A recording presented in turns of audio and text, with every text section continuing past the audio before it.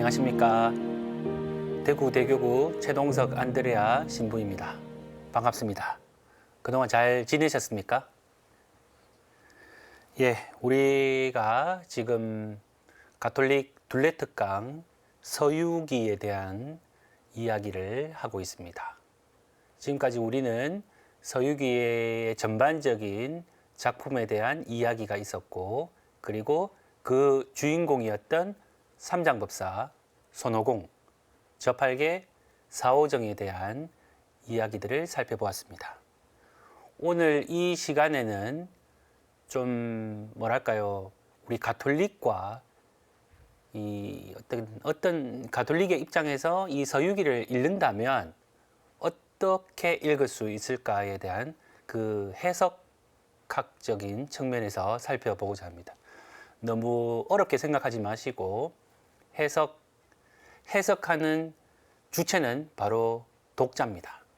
저자는 이 책을 쓰면서 예를 들면 왼쪽 방향으로 책을 썼다면 이것을 읽는 독자인 우리는 오른쪽 방향으로도 해석할 수 있지 않을까, 그러한 생각에서 이제 가톨릭에도 굉장히 좀 뭐랄까요, 전통적으로 내려오는 칠죄종, 죄종에 대한 그러한 모습들을 살펴보고자 합니다.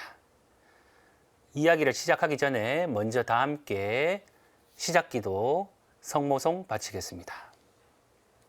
성부와 성자와 성령의 이름으로 아멘. 은총이 가득하신 마리아님 기뻐하소서. 주님께서 함께 계시니 여인 중에 복되시며 태중의 아들 예수님 또한 복되시나이다. 천주의 성모 마리아님, 이제와 저희 죽을 때 저희 죄인을 위하여 빌어주소서. 아멘. 성부와 성자와 성령의 이름으로 아멘. 예, 이 서유기에 나타나는 죄종의 모습들. 여러분들도 동양 고전을 혹은 서양 고전을 읽으면서 여러분들이 살아온 세월, 시간, 그리고 생각들이 있지 않습니까?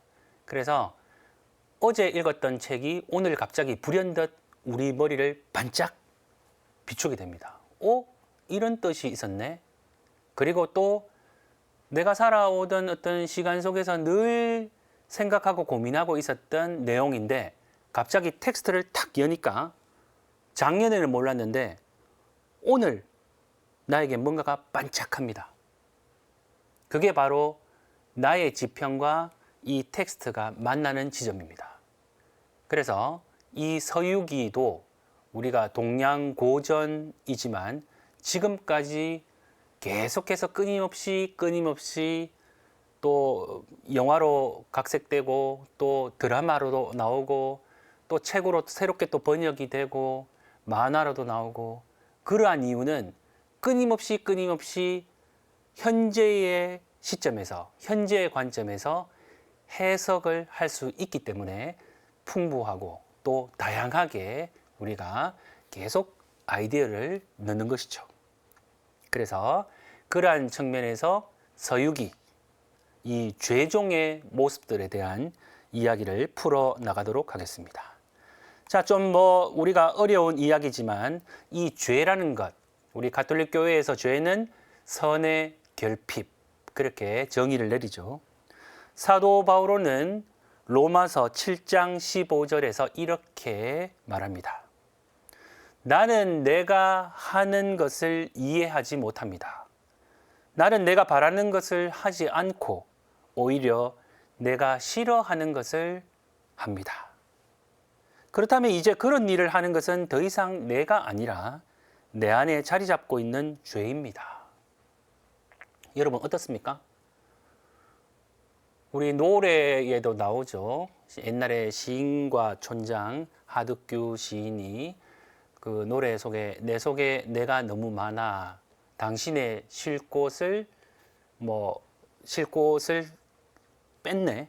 네, 지금 정확하게 그 가사말이 기억이 안 나지만 뉘앙스는 내 속에 너무도 내가 많아서 당신의 쉴 자리를 뺏고 있다는 그런 뉘앙스입니다. 내 속에 뭐가 그렇게 많길래 사실 우리의 자아는 나 자신, 인격체, 가령 말하자면 최동석, 안드레아 신부. 그렇지만 우리의 마음은 정말 변화무쌍합니다. 하루에도 수십 번 생각이 바뀌고 천당을 오고 갔다가 또 지옥을 넘나드는, 좋았다가 기뻤다가 또 슬퍼졌다가 우울해졌다가 이러한 마음들. 나는 내가 하고자 하는 일은 선을 향한 것인데 또 살다 보면은 자꾸 선을 비켜가는 그러한 일들이 일어납니다. 그래서 참 나는 나를 이해하지 못합니다. 내가 바라는 것을 하지 않고 자꾸 싫어한 일을 하는데 그게 바로 죄라는 거죠. 사실 우리가 이제 세례를 받고 우리 신자들은 원죄가 다 사라졌죠. 그렇지만 우리에게는 원죄의 상처가 남아 있습니다. 그것을 전문적인 용어로 사욕, 또 조금 더 확장하면 사욕 편정. 우리 동양에서 이제 사단 칠정 논쟁, 태계 이황과 기고봉 선생님의 이와 기의 사단 칠정의 논쟁이 있었죠. 그처럼 우리의 이 7가지 정, 그러한 이 감정이 우리 안에 자리 잡고 있는데 이게 가톨릭적으로 설명하면 죄로 기울려는 경향입니다. 자꾸 올바르게 살고 어제까지 피정을 다녀왔고 나는 아주 깨끗한 상태를 유지하고 싶은데 또 우리는 현실로 돌아와서 자꾸 이렇게 죄로 기울여지려는 경향 속에 있다가 무언가가 마주오면 우리는 딱 결합하면 죄를 지게 되는 것이죠. 그러면 이 죄, 원죄의 상처, 사욕 편정은 우리에게 항상 어르렁대는 사자처럼, 먹이를 찾아 어르렁대는 사자처럼 우리를 노려보고 있습니다. 자, 외적인 요인, 죄의 외적인 요인은 이 악마가 분명 죄의 원인으로서 역할을 합니다. 그래서 성서에 의하면 이 악마는 실제하는 존재라고 이야기하죠. 영적 실체. 그래서 우리 인간이 다른 사람을 죄로 이끌려는 그런 고의적인 노력, 아니면 타인에게 또 죄의 기회를 제공하는 그러한 악한 표양들, 혹은 또 물리적으로 다른 사람의 죄에 물리적으로 혹은 정신적으로 참여하는 타인의 죄에 협력하는 것, 이게 바로 외적으로 보았을 때 죄의 원인 중에 하나입니다. 그래서 또 내적 원인은 뭐냐 하면 우리 안에 의지가 있죠. 자유의지. 그래서 우리 의지가 그릇된 판단을 하게 될 때 죄를 짓게 됩니다. 그래서 의식 자체의 결함을 악이, 이성에 있어서 지식의 결핍을 무지, 감각적 의욕의 결핍을 나약함, 이러한 것들이 우리를 죄로 이끕니다. 자, 그래서 인간의 자유의지를 정말로 유인하는 것은 사악함으로 기울여지려는 인간 내심의 경향, 이게 우리 속에 있다는 것이죠. 이거를 인식하고 깨어있고 극복하면서 하느님과 지복, 직관, 일치를 이루는 것이 우리 가톨릭 신자들의 삶이고 그 목적입니다. 자, 그렇다면 이러한 것들을 서유기를 통해서 우리가 살펴보기 전에 먼저 우리 가톨릭에서 이 칠죄종을 어떻게 보고 있느냐. 먼저 이 다른 많은 죄의 근원이면서 악습을 만드는 죄를 죄종이라 합니다. 물론 이제 이 복수를 써서 죄들이죠. 그래서 이 교만, 인색, 질투, 분노, 음욕, 탐욕, 나태 요렇게 7가지로 정의를 합니다. 물론 책마다 조금씩 다릅니다. 7가지 죄라고 해서 7죄종. 그래서 물론 딱 7가지만 있을까요? 그렇진 않죠. 우리 십계명 이야기할 때도 딱 10가지에 뭐 지켜야 될 계명은 아니지 않습니까? 그 속에는 세분화 시킬 수가 있고요. 그래서 7가지는 일종의 상징적인 의미라고 말할 수 있습니다. 칠층산, 토마스 머튼 책이 있죠. 그리고 우리 대대레사 성령의 7가지 칠궁방, 뭐 그렇지 않습니까? 그래서 이 칠죄종이라는 것은 사실 세분화하면 더 많은 그러한 내용들이 있지만 그래도 크게 7가지로 나누었습니다. 그럼 누가 나누느냐? 왜 7가지냐? 예, 방금 이야기했지만 그래도 처음에는 8가지도 있었어요. 그래서 그 역사를 가만히 보면 우리 그 에바그리우스 폰티쿠스라고 이 345년부터 399년에 살았던 인물입니다. 그래서 이분이 쓴 프락티코스라는 텍스트가 있습니다. 예, 이 책에 보면 이 탐식, 음욕, 탐욕, 슬픔, 분노, 아케디아, 헛된 영광, 교만 8가지입니다. 처음에는 8가지였어요. 그리고 요한 카시아누스의 수도승이죠. 이분은 이걸 어떻게 정의를 했냐면 다마집에 나오는데 탐식, 음란, 탐욕, 분노, 슬픔, 권태, 허영, 교만 요렇게 또 8가지로 죄종을 나눴습니다. 그러다가 이제 교황 그레고리오 1세 때 7가지 대죄에 관해서 논의를 하기 시작합니다. 그래서 교황 그레고리오 1세 때 이러한 발생학적으로 나타나는 수도승들이 체험했던 이러한 죄종을 7가지 대죄로 이렇게 논의를 했다. 그렇게 보시면 되고 우리 상해 천주교리 이 천주교 요리라고 하죠. 그래서 여기에는 교, 간린, 미색, 탐도 요거는 선익을 무질서하게 하는 탐함이고 질투, 분노, 해태는 피하지 말아야 할 것을 거기 붙은 불편 때문에 무질서하게 피합니다. 라고 그렇게 정의를 내리고요. 그리고 우리 한국 가톨릭 대사전 여기서는 7가지 죄에 대한 순서를 교만, 인색, 음욕, 탐욕, 질투, 분노, 나태함으로 제시를 합니다. 자, 그러면 우리 가톨릭 교회 교리서에는 어떻게 정의를 내리느냐? 교만, 인색, 질투, 분노, 음욕, 탐욕, 나태함. 다 비슷하죠? 다 비슷합니다. 그리고 이 수덕신비시다. 그 우리 시리즈가 있죠. 아돌프 땅그레가 지은 수덕신비신학에서는 어떻게 정의를 내리느냐? 여기도 보시면 교만, 질투, 분노, 탐식, 음란, 게으름, 인색함. 이렇게 7가지로 죄종을 정의를 내립니다. 자, 이 죄종의 내용 그러면 이제 하나씩 이렇게 보겠습니다. 먼저 교만에 대한 이야기를 수덕신비신학에서 보면 교만은 뭐냐? 우리가 하느님께서 첫 근원이시라는 사실을 무언중에 부인합니다. 그렇게 해서 첫 번째 무질서, 그것을 교만이라고 하죠.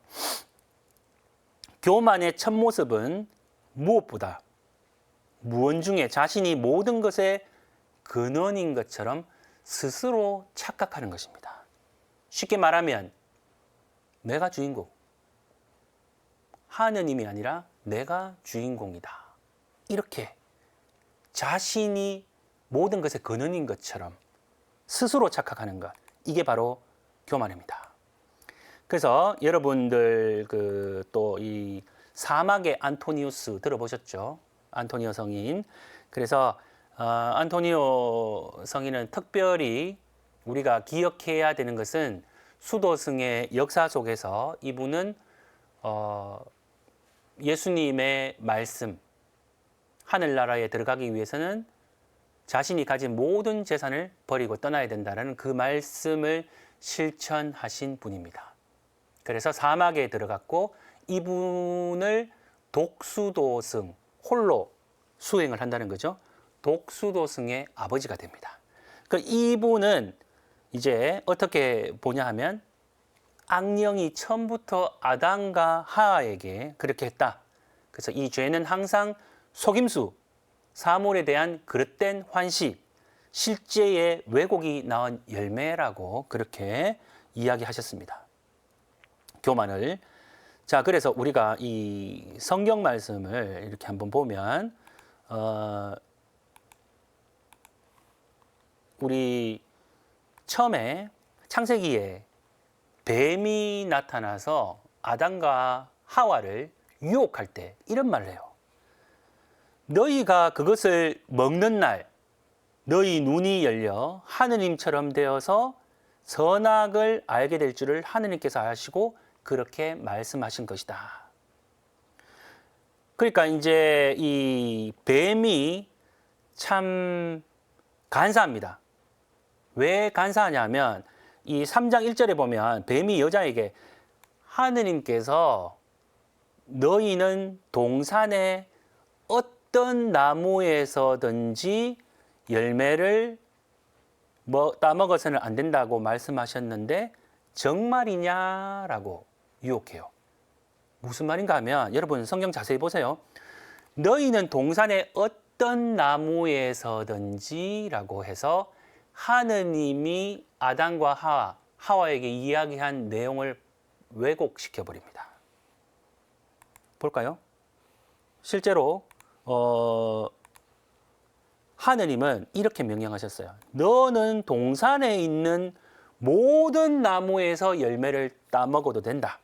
그러나 선과 악을 알게 하는 나무에서는 따먹으면 안 된다. 그 열매를 따먹는 날 너는 반드시 죽을 것이다. 그러니까 모든 나무에서 열매를 먹어도 된다라고 했고 선과 악을 아는 그것만 하지 마라고 했는데 악마는 어떤 나무에서든지 따먹으면 안 된다라고 하면서 말을 바꾸면서 그들을 유혹하죠.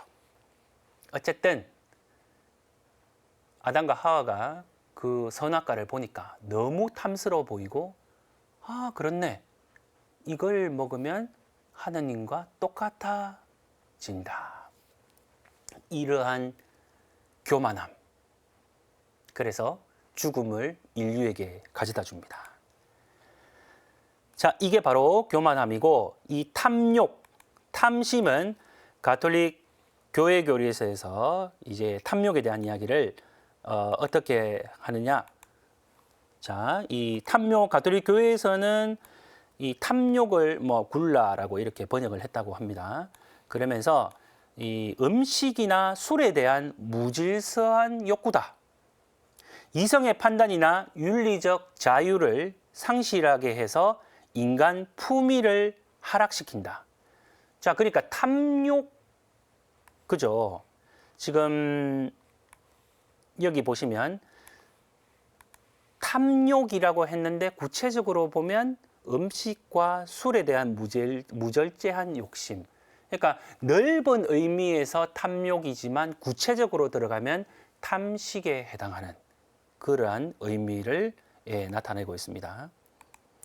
자, 그래서 사실 이 여러분들이 미켈란젤로의 이 타락과 낙원에서의 추방 그림을 보면 결국은 죽음에 이르게 했던 근본적 문제는 탐스러워 보였던 그 선악과를 따먹었다. 결국은 탐식, 먹는 문제가 인류의 최초의 문제로 다가온 것입니다. 그래서 탐식이라고 우리가 좀 더 구체적으로 생각해 볼 필요가 있습니다. 그렇지만 예수님은 이 탐식의 문제를 어떻게 해결하셨어요? 예수님은 광야에서 40주간 이제 단식을 하시고 이제 공생활 시작하기 전에, 그리고 딱 마치는 날 악마가 예수님께 돌을 딱 가지고 와서, 당신이 하느님의 아들이라면 이 돌을 가지고 빵으로 만들어 보시오. 얼마나 배고픈 상태인데 악마가 유혹합니다. 그렇지만 예수님은 사람이 빵만으로 사는 것이 아니다. 하느님의 말씀으로. 이 아담과 하와가 선악과를 하느님과 똑같아지구나라고 그것을 따먹었던 그 유혹을 예수님은 이제 악마를 쫓아냅니다. 그래서 인류의 구원을 가져다 주는 것이죠. 네. 그렇게 해서 사실은 매일 미사 때 우리는 이 영원한 생명의 빵, 성체를 영하면서 우리는 예수님과 일치를 이루게 되죠. 자, 그리고 이 음욕에 대한 문제. 가톨릭 대사전 10권입니다. 여기 보면 음욕은 성적 쾌락에 대한 무질서한 욕구로서 합법적인 혼인 외에 성적인 쾌락을 추구하는 무질서다. 또한 사랑과 생명의 신비를 더럽히고 영적인 사랑에 불감증을 일으키고 참사람의 능력을 잃게 하는 것이 바로 음욕의 문제라고 이야기합니다. 자, 그리고 이 프락티코스에서 음욕의 악령은 육체의 다양한 욕망을 자극하고 고행을 실천하는 사람을 더욱 강하게 공격한다고 했어요. 그래서 사실 안토니오 성인도 악령들이 나타나서 그 밤마다 이 음욕의 유혹을 했어요. 그렇지만 성인은 기도로서 그것을 잘 극복했다라고 텍스트에 나옵니다. 그 다음에 이 나태에 대한 문제. 프락티코스에는 모든 악령 가운데 가장 사악한 놈이 이 나태합니다. 그는 우리로 치면 이제 오전 10시부터 이제 수도성을 공격합니다. 그러니까 10시부터 피곤한 거예요. 잠 오고 아무것도 하기 싫고 내일 당장 일을 해야 되는데 귀찮아서 아무것도 못하게 만듭니다. 그래서 침대로 유혹을 하죠. 10시경부터 수도성을 공격해서 오후 2시까지 영혼을 포위합니다. 먼저 그는 태양이 더디게 움직이거나 멈춰버린 것처럼 하루가 마치 50시간인 것처럼 느끼게 합니다.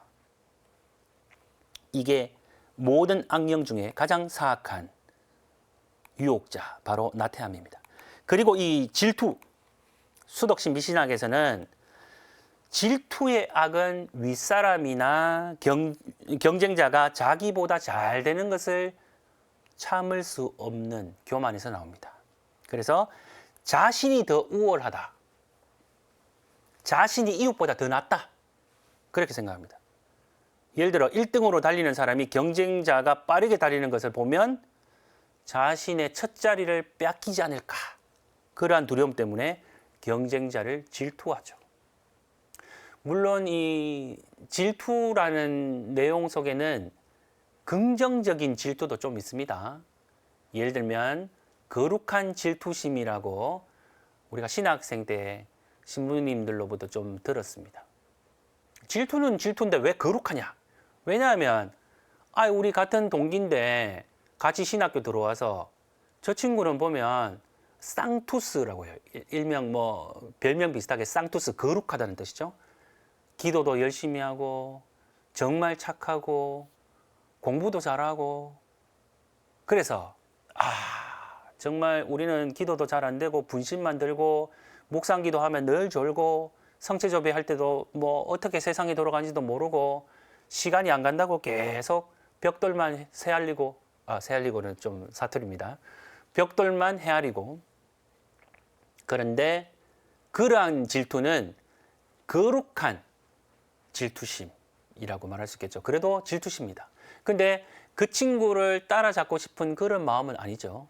예. 어쨌든 간에 축구를 잘하면 축구를 잘하는 사람을 또 질투하고, 음악을 잘하고 기타를 잘 치면 기타를 잘 치는 사람을 질투하고, 그러한 일들이 참 우리 삶 속에 참 많지요. 그래서 비교를 안 하면 됩니다. 물론 지금은 이제 그 해결책을 이야기하는 것이 아니라 칠제종 속의 이 질투의 악, 거기에 대한 설명을 하고 있는 것입니다. 자, 그 다음에 이제 이 분노. 가톨릭 대사전에 역시 마찬가지로 분노는 타인을 벌하고자 하는 무질서입니다. 욕구와 함께 싫어하는 감정을 무절제하게 터뜨리는 것이죠. 그래서 두 가지가 있는데, 분노는 정의 실천을 위해서 올바른 이성적 작용으로서 다른 사람들에게 분노하는 경우가 있습니다.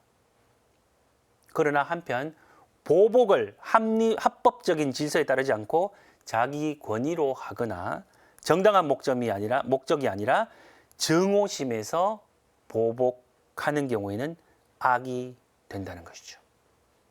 그래서 뭐 이렇게 정의 실천을 위해서 분노하는 경우는 좀 긍정적인 부분이겠지만, 그렇지 않고 어떤 증오심에서 보복을 하는 것은 부정적인 의미다. 그런 이야기인 것 같아요. 자, 그 다음에 인색. 사실 이제 이 인색은 탐욕과도 좀 관련이 되는데, 아까 이제 그 탐식도 사실 탐욕 속에 들어가겠지만, 탐식을 좀 빼고 요 인색의 부분을 탐욕의 부분으로 이제 함께 이렇게 생각을 해보면, 인색하면 왜 나오느냐? 재물에 대한 무절제한 욕구입니다. 왜냐하면 탐욕이 있으니까. 그래서 정당한 이유나 목적 없이 세상 물질에 대해서 지나친 애착을 가지는 것입니다.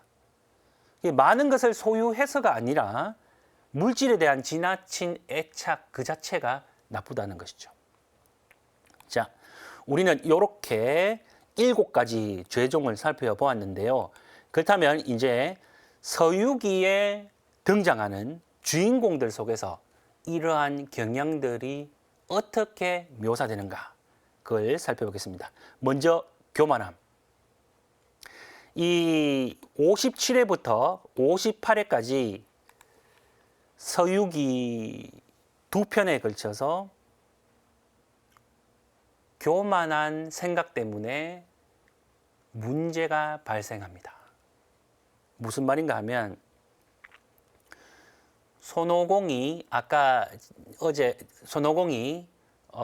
지난번에 손오공에 대한 이야기를 할 때 영원한 생명을 얻기 위해서 어떻게 해야 할까 하면서 수보리 조사를 찾아갔습니다. 그때 수보리 조사는 손오공에게 이렇게 찾아와라 하고 질문을 하고 그러면서 이렇게 말합니다.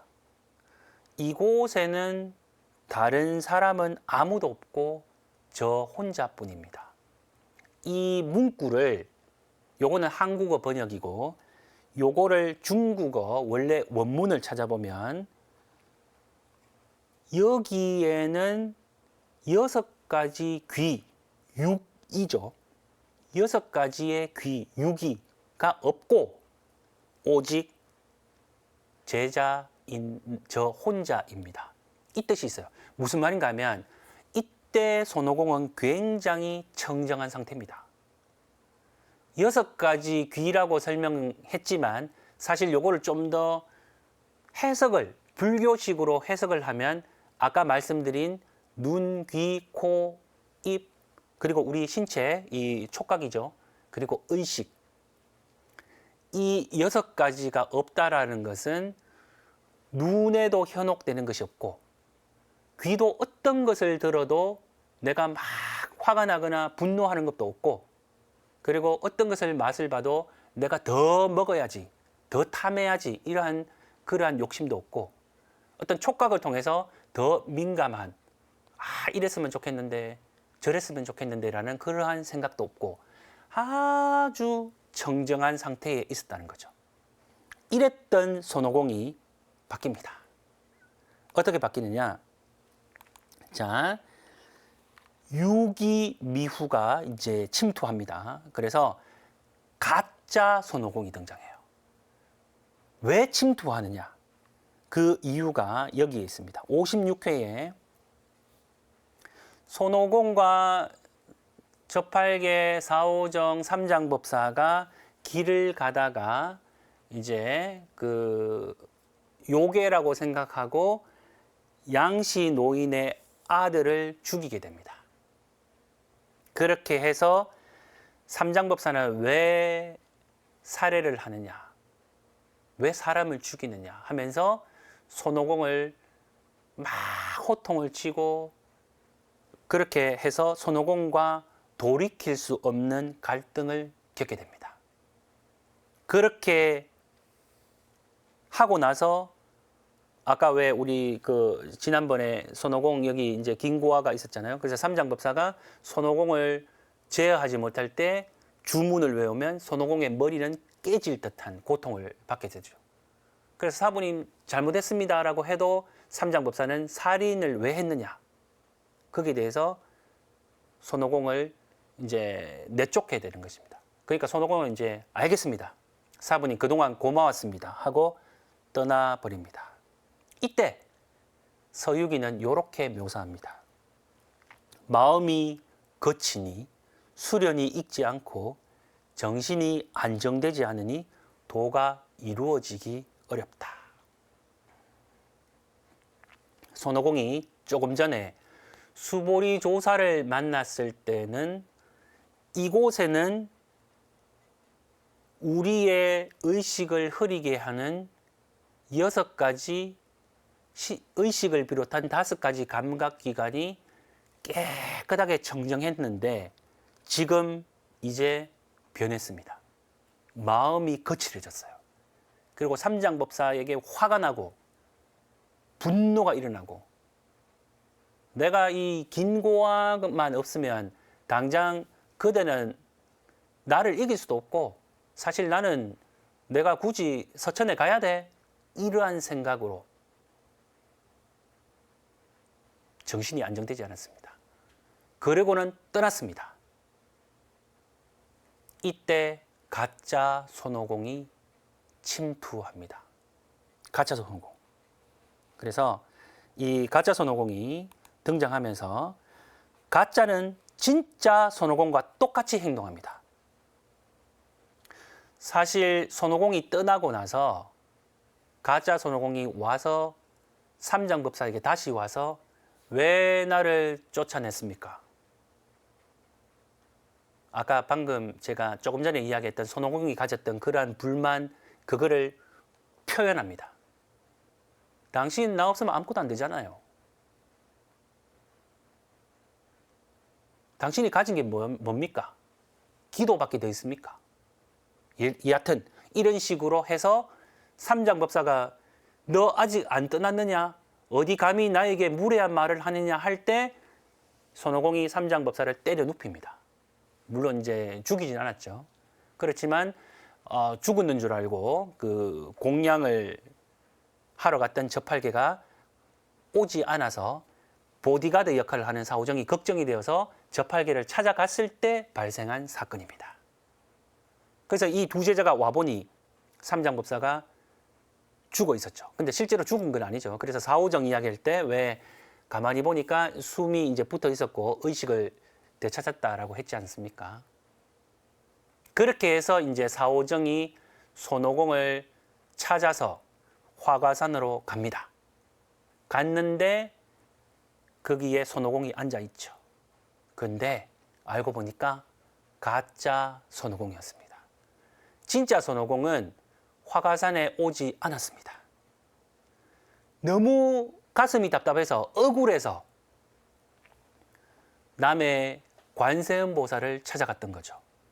그래서 그게 나중에 이제 알리바이가 성립이 되는 그런 이야기입니다.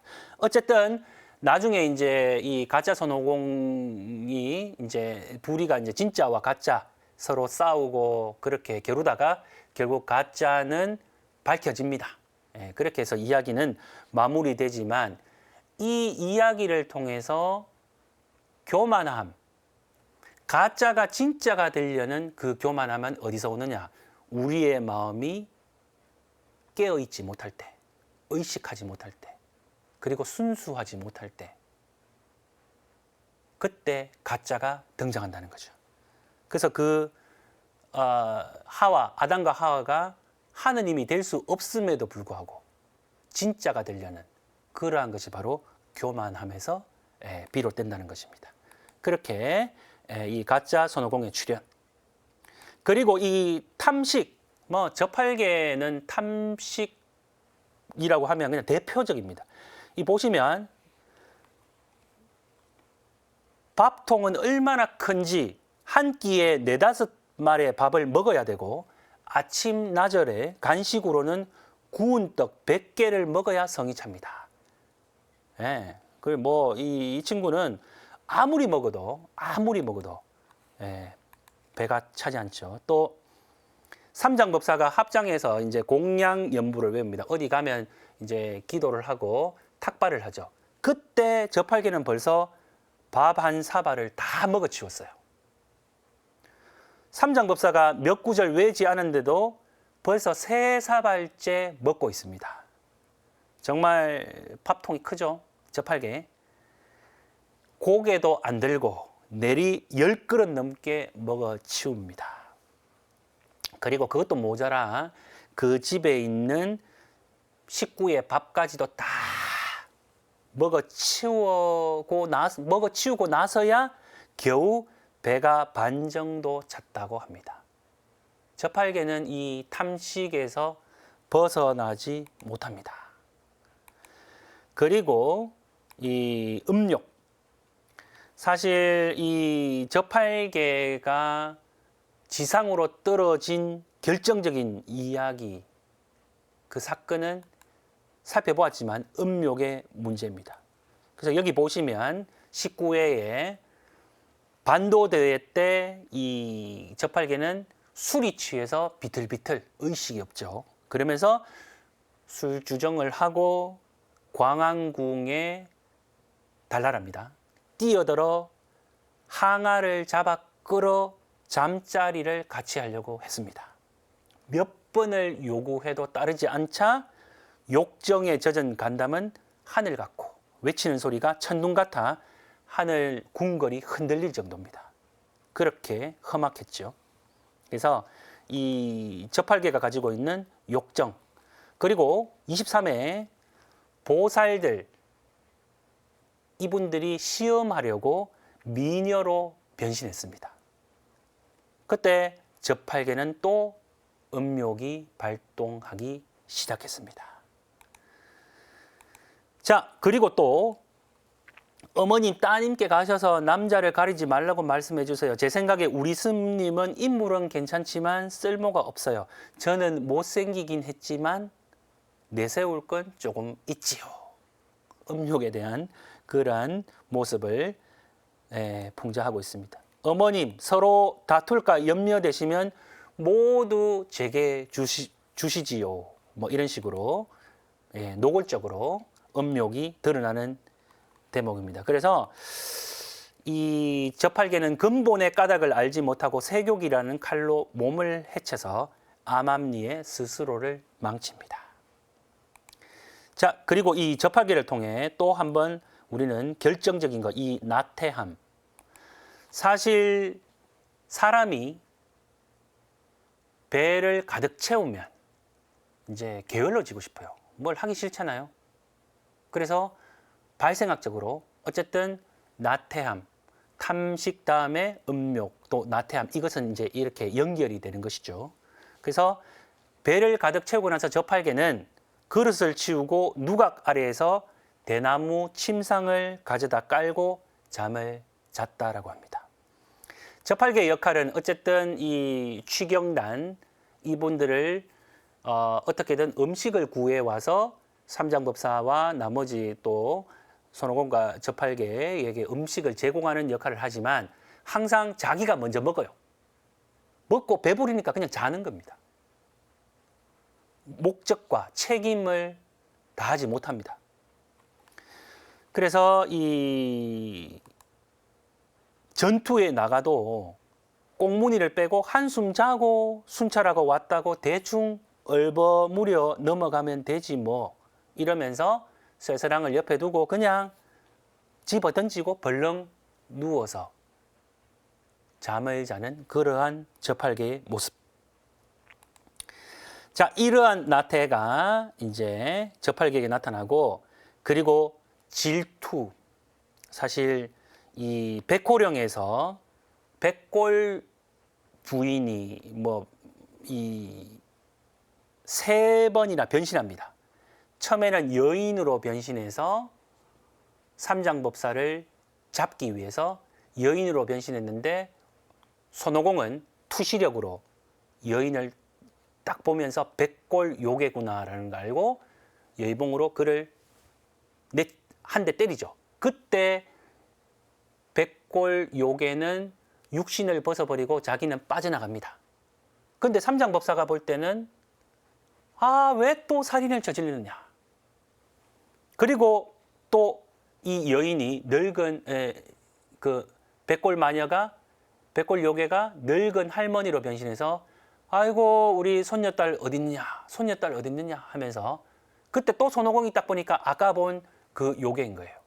또 때리죠. 그러니까 또 삼장법사가 또 주문을 외우고 왜 살인을 했느냐, 또 여기 갈등이 고조되고, 또 늙은 할아버지로 변신해서 아이고 우리 손녀와 우리 그 자기 아내죠. 혹시 늙은 할머니 보셨습니까? 하면서 왔는데 또 손오공이 보니까 아까 그 요괴인 거예요. 그 또 문제를, 요괴를 쫓아냈지만 결국 그 요괴란 것을 모르는 삼장법사와 저팔계는 항상 열등감이 있습니다. 손오공에 대해서. 그래서 이때 저팔계는 이런 말을 합니다.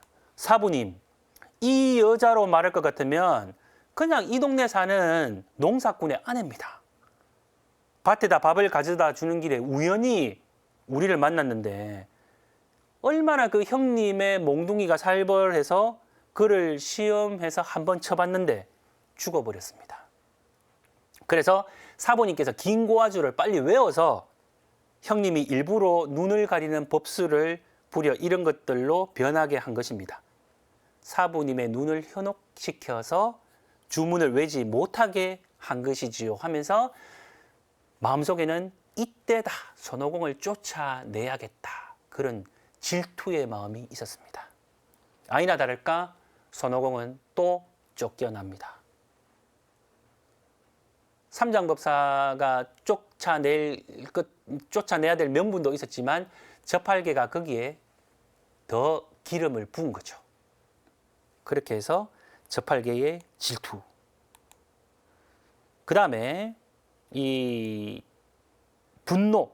사실 손오공은 분노의 화신입니다. 분노의 화신.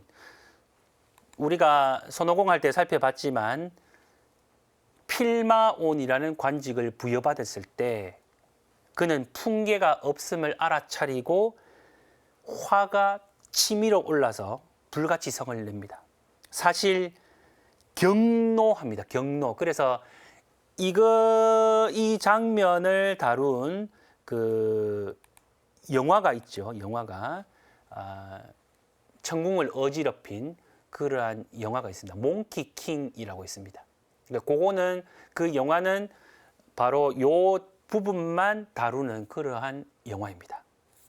그래서 손오공은 어쨌든 분노의 화신, 하늘을 어지럽힌 자존심이 아주 강한 그러한 캐릭터입니다. 그리고 이 금각대왕, 은각대왕이 나오는데 이 사건의 시작은 여러분 그 금각대왕과 은각대왕이 삼장법사를 잡으면 불로장생한다던데, 그러면 은각이 동생이거든요. 형님 제가 잡아오겠습니다. 어떤 방법으로?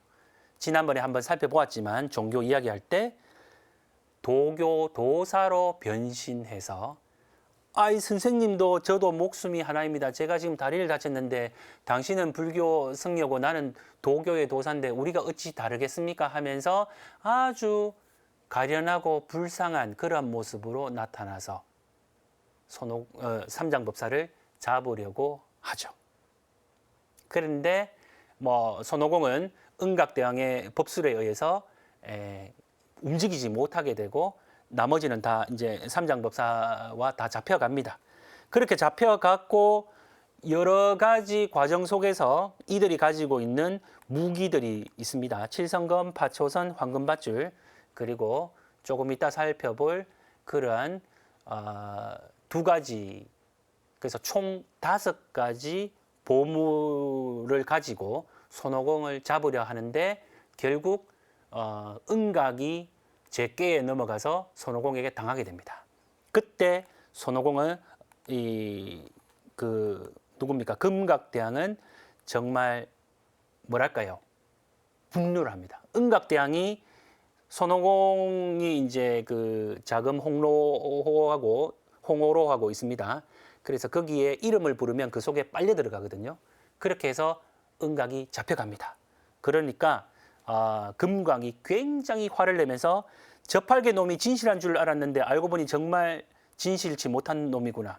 우스갯소리로 나를 놀리다니 하면서 손오공을 잡아 원수를 갖겠다. 막 이제 원수를 갖기 위해서 굉장히 분노를 합니다. 분노를 하면서 원숭이 놈 정말 무례하구나. 내 동생을 해치다니 정말 분하도다 하면서 이제 분노를 일으키죠. 그런 이야기들이 서유기에 나타납니다.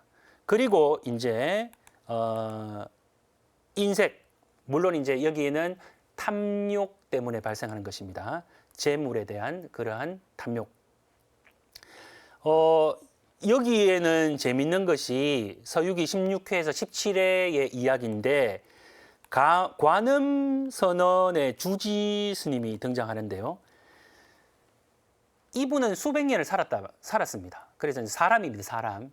그런데 삼장법사 일행이 어느 날 이 사찰에서 한 하루를 묵고 가려고 하는데 삼장법사가 가지고 있는 가사 있죠. 스님들이 걸치는 가사. 우리로 신부님들이 신부님들을 말하면 제의 같은 거. 그런데 이분은 한 번도 이 삼장법사가 가지고 있는 금란가사, 금으로 장식된 막 비추면 번쩍번쩍 금빛이 납니다. 이거를 너무 갖고 싶은 거예요. 그래가지고 어떻게 하면 이거를 가져올 수 있을까? 그래서 이 제자들이 그러면 하루를 빌려서 하루 동안 보십시오. 그런 이야기를 합니다. 근데 이 관음선언의 주지 스님은 욕심이 가득해서 아이고 하루를 빌리면 또 내일은 내 것이 아니잖아. 뭐 이렇게 생각하는 것이죠. 그래서 밑에 스님들이 그러면 사찰 몇 채를 태웁시다. 무슨 말이냐? 삼장법사가 오늘 자고 있으니 사찰을 태우면 그들이 실수를 해서 불을 냈다라고 소문을 내면 됩니다. 그러면 이 금란가사는 바로 스님 것입니다. 이렇게 제안을 합니다. 그래서 불을 다 내죠. 물론 이 손오공이 누굽니까? 이것을 간파하고 하늘로 올라가서 불이 나도 삼장법사가 전혀 해를 입지 않도록 하늘에서 이제 그 보물을 빌려옵니다. 그래서 삼장법사는 밤새도록 편안한 잠을 주무시고 다음날 딱 일어나니까 사찰이 전부 불에 타고 없는 거예요. 어떻게 됐느냐? 좌초지종을 듣고 그 스님, 관음선언의 스님에게 찾아갑니다. 근데 삼장법사가 살아있다. 이 말을 들은 주지 스님은 자신의 잘못을 깨닫고 기둥에 머리를 박습니다. 그리고는 자결을 하죠. 이 탐욕의 끝은 바로 죽음에 이르게 하는 것입니다. 그리고 또 이 아까 5개 무기 이제 뭐랄까 이제 보물들 중에 정세기가 영리충이 이제 손오공을 잡기 위해서 이 양지 옥정병과 자금 홍호로가 있는데 요걸 들고 손오공을 잡으러 가는데 손오공이 이 자신의 도수를 통해서 더 큰 가짜 호리병을 만들어서 하늘을 덮는다. 그래서 너희들 혹시 바꿀래 하니까 이 졸개들이 이 정세기가 영리충이 탐욕을 부려가지고 하늘을 덮는다면 우리 이 두 보물과 바꿀 수 있습니다 하면서 바꿉니다. 그런데 나중에 바꾸고 나니까 그것은 큰 호리병은 하늘을 덮는 게 아니라 하늘에서 도움을 줘서 해를 가려서 하늘을 덮는 것처럼 보여준 거죠. 가짜입니다. 그들의 탐욕 때문에 그들이 가지고 있던 보물을 다 잃게 되는 것입니다. 자, 우리는 지금까지 이 서유기에 나타나는 제종의 모습들을 살펴보았습니다. 이제 이 죄만 있는 것이 아니라 이걸 극복해야 되지 않습니까? 그래서 전통적으로 우리나라의 이 7극, 물론 이제 마테오 리치 신부와 함께 있었던 판토아 신부님이 적은 7극이라는 책이 있습니다. 7가지 죄를 극복하는. 그래서 그러한 내용을 바탕으로 다음 시간에는 이 7가지 죄종을 어떻게 극복하며 그 극복하는 내용이 서유기에 어떻게 묘사되어 있을까, 그것을 살펴보도록 하겠습니다. 그러면 오늘 여기서 마치겠습니다. 다 함께 마친 기도 영광송 바치겠습니다. 성부와 성자와 성령의 이름으로 아멘. 영광이 성부와 성자와 성령께 처음과 같이 이제와 항상 영원히 아멘. 성부와 성자와 성령의 이름으로 아멘. 감사합니다.